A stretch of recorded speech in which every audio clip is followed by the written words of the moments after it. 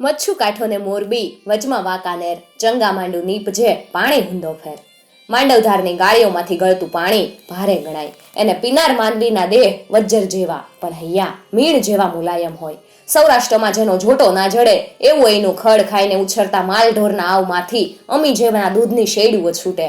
મચ્છુ નદી માલધારીઓની માતા ગણાય. અહીંયા વસતા 18 વર્ણના માનવી પટાધર પાકે એવો એ પાણીનો ગુણ છે. માનવીનો અમુક પ્રકારનો સ્વભાવ એ પંથકના પાણી, પરિસ્થિતિ અને પ્રાદેશિક વાતાવરણમાંથી જ ઘડાય છે. સૌરાષ્ટ્રમાં પથરાયેલા પ્રાચીન પરગણા અને પંથકો ત્યાંની ભૌગોલિક પરિસ્થિતિ, લોકજીવન અને લોક સંસ્કૃતિનો સુપેરે પરિચય કરાવે છે. આ જ વિસ્તારની એક વાત આજે આપણે સાંભળવાના છીએ, જેને ઠાકોરની પ્રીત શીર્ષક હેઠળ રાઘવજી માધડે શબ્દરૂપ આપેલ છે. ભળભાખરું થવા આવ્યું છે, ધૂખડીયો ઉજાસ નવઢાની જેમ પગલા ભરતો પથરાઈ રહ્યો છે.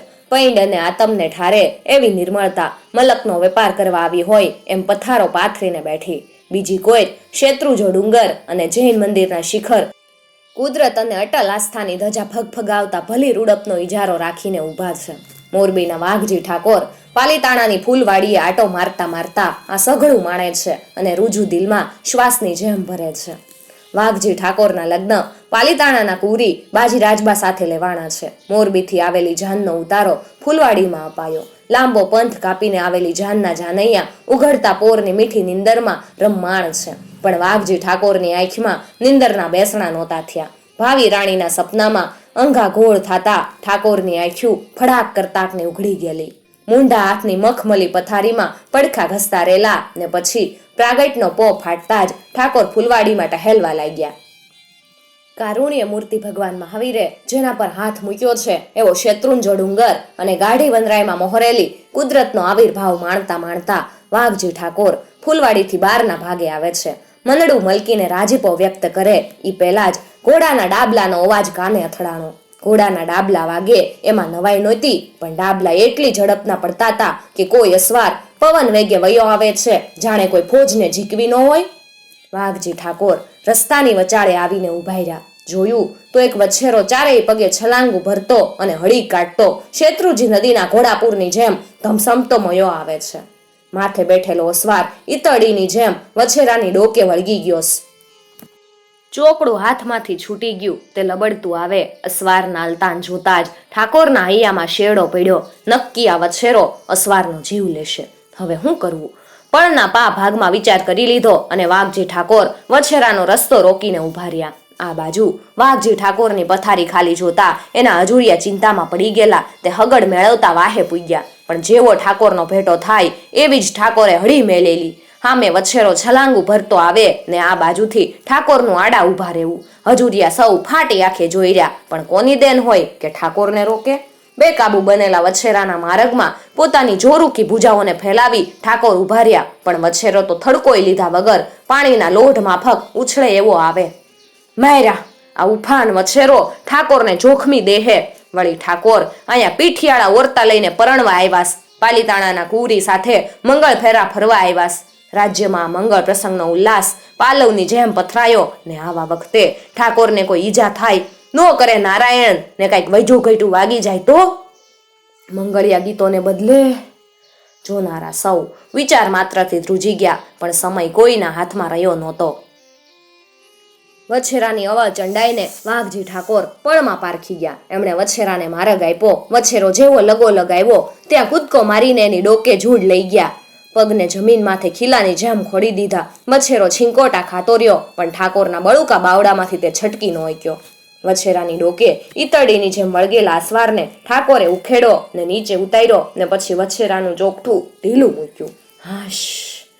જોનારાના જીવ હેઠા બેઠા, નકર નજીવા વખતમાં ગજબ થઈ જાત અને પાલીતાણાના પાદરમાં પીઠિયાળા પૂરના બદલે. અમંગળ વિચારની સરાણે સૌ હબકી ગયા. વાઘજી ઠાકોરે અસવાર સામે જોયા વગર પોતાના લુગડાની રજોટને ઝાટકતા ઝાટકતા કીધું, ભલા આદમી, આવા ખહટેલ વછેરાની અસવારી કરતા પહેલા કાંઈક તો વિચાર કરવો તો, કે પછી બાયડી છોકરાને રજવતા કરવા હારું જ? ઘોડે સવાર કંઈ બોલ્યો નહીં. આવા કજાડા વછેરાની લગામ બધાય અસવારોના હાથમાં જાલી નોરે. ઈ તો કોક અસવાર જ ઘોડા ખેલવી જાણે. તે અસલ અસવાર હો તો ખેલવી જાણજો. હું ક્યાં આડી ફરી સૌ? મ્યાનમાંથી તલવાર ખેંચાય કે આભમાંથી વીજળીનો લીસોટો થાય એવા તેજીલા અને તમતમતા નારી અવાજે વાઘજી ઠાકોરની ડોક ઝાટકા સાથે ઊંચી થઈ ગઈ. તેઓએ અસવાર સામે નવાઈ ભરી નજરે જોયું. અસવાર જુવાન નહોતો, પણ જુવાનડી હતી. સંઘેડા ઉતાર કાયા ઉપર ફટકેલ જોબનના ફૂલડા લેલુમ છે. કાછોટો મારે લુગડામાં પૈંડ તડા તુઈડ છે અને એમાંથી હળદરના ગાંઠિયા જેવો વાન જોનારની આંખ્યુંને લોભાવે એવો છે. વાઘજી ઠાકોરે ઘડીભર સઘળું ભૂલી જઈ તે જુવાનડીના દીદારમાં અટવાઈ ગયા. અસલ અસવાર હો તો ઘોડાને નીરખે, નહીં કે મારા જેવી. જુવાનડીના અણિયાળા એવા મીઠા વેણે વાઘજી ઠાકોર સભાન થઈ ગયા અને આંખ્યુંમાં આળોટવા લાગેલા સમણાને ઘડી ઘડિયા કોઈ ધકેલી દીધા. ક્યાંય લાગ્યું બાગ્યું તો નથી? વાઘજી ઠાકોર મરમાળો હસીને મીઠા લેકાથી બોલ્યા. નકર નકર હો પાટાપિંડી કરાવાય. વાઘજી ઠાકોર બોલ્યા. પારક્યા ગામના પાદર બીજાની પાટાપિંડી કરવાનું રેવાય જો ને પૈંડને સંભાળો. જુવાનડી અથડા થયેલા વછેરાની સરકને સરખી કરતા બોલી. બાકી જિંદગી આખી ઓહળિયા કરે દરદ નહીં મટે. બનેલું એવું કે વાઘજી ઠાકોરના હામૈયા કરવા સારું જ આ વછેરાને ફટવી મારેલો, પણ આ જુવાનડીએ ઘોડારમાંથી આ વછેરાને તગેડી મૂકવા જ આમ કોઈની નજરે ચડ્યા વગર આ બાઈએ બહાર કાઢેલો. દરબાર લાગો છો એમ કહેતી જુવાનડી કૂદકો મારીને વછેરાની રાંગ વળી અને પછી બોલી. દરબાર, આનાથી ગજાડા ઘોડાને કાબુમાં રાખતા આવડે છે. લ્યો તઈ રામે રામ. વાઘજી ઠાકોર વછેરાની લગામ પકડીને જુવાનડીના મારા ગાડે ઉભા રહ્યા અને બોલ્યા. અરે પણ આમ તે કઈ હાલ્યા જવાય? તમારી જેમ નવર્યા નહીં ને? અમારે હજી મોરબીના ઠાકોરની જાન હાચવવાની. વાઘજી ઠાકોરે પોતાની ઓળખાણ આપી નહીં, પરંતુ જુવાનડીને મોં મરકાવતા પૂછ્યું. આમ ઉતાવળા થાવશો તે ભલે થાવ, પણ કંઈક નામ ઠેકાણે તો દેતા જાવ. નામ? જુવાનડી સહેજ શરમ અનુભવતી બોલી. મણી છે ને ઠેકાણું અલબેલા જુવાનના રુદિયામાં. મણીએ વછેરાને પગની એડી અડાડી એ સાથે જ વછેરો વનના રોજડાની જેમ ઉછળ્યો અને સા ઓછા વખતમાં હૈયું લઈને હાલી નીકળેલી મણીને વાઘજી ઠાકોર તડપતી નજરે જોઈ રહ્યા. ત્રાંબાળું તાસ અને ઢોલ શરણાઈ સાથે રાજની વડારણુના નરવા ગળે લગનના મંગળ ગીતો ગવાઈ રહ્યા. બીજી કોઈ નવતર ભાતે શણગારેલા રૂડા માંડવડા હેઠ લગ્ન વિધિઓ થઈ રહી છે. વાઘજી ઠાકોરની હથેળી કુંવરી બાજીરાજ બાને હાથમાં છે. ચકલીના પગલા જેવી નમણી અને સુવાળી હથેળીમાં મહેંદીની રંગીલી ભાત અને હીરા ચમકતી વીટીયુવાળી હથેળી. એની સામે વેટીયું મીઢો વાઘજી ઠાકોરનો હાથ જાણે સોનાની ડાબલીના બે ઢાંકણા બીડાયા હોય એવું લાગે. પણ વાઘજી ઠાકોરના હૈયામાં ઉછળે છે મણીનું નામ. વિહવળ આખ્યું સજાવેલા મંડપની વચ્ચે અને ઝરૂખામાં બેઠેલી રાજકન્યાઓ અને દાસીઓની વચ્ચે ફરી વળે, પણ ક્યાંય મણી નથી દેખાતી. મન મણી મણી મણી એવો પોકાર પાડે છે. મણી એટલે રાજની વડારણની દીકરી અને રાણીવાસની દાસી. ઝરૂખામાં પડદા આડે બેઠી છે, એને ઠાકોર દેખાય, પણ ઠાકોરને મણી નથી દેખાતી. હૈયું હારી બેઠેલા દરબારને આમ વરવડલાના રૂપે જોઈને મણી આંચકો અનુભવે છે. એને તો કલ્પનાય નહોતી કે જીવતરની મોંઘેરી જણસ હારી જનાર દરબાર ખુદ મોરબીના રાજવી વાઘજી ઠાકોર હશે. ભૂંડી થઈ કાજુ થડકવા લાગ્યું. રજવાડાની રીત રસમ પૈંડની નસે નસમાં વહેતી હતી. મણી રાજવડાની રીતને સારી રીતે સમજતી હતી. રાજની નાનકડી એક નોકડી થઈને રાજવીના પ્રેમમાં પડે, ગાંડી થાય અને એનું શું પરિણામ આવે. મણી મણી મુઈ તું જવાન થઈ અઢળક રૂપની રાણી છો, પણ અંતે તો છો તો એક દાસી જ ને, રાજ્યની સામાન્ય નોકડી જ ને. મણીનું હૈયું હાલક ડોલક થવા લાગ્યું. તું ક્યાંય નહીં ને ખુદ રાજવીના ભ્રમમાં પડી. અહીંયા હથેવાળો કરવા આવ્યા છે અને દલડું દઈ બેઠી તું એને. તું કાંઈક તો વિચાર કર, ક્યાં મોરબીનો ધણી વાઘજી ઠાકોર ને ક્યાં તું?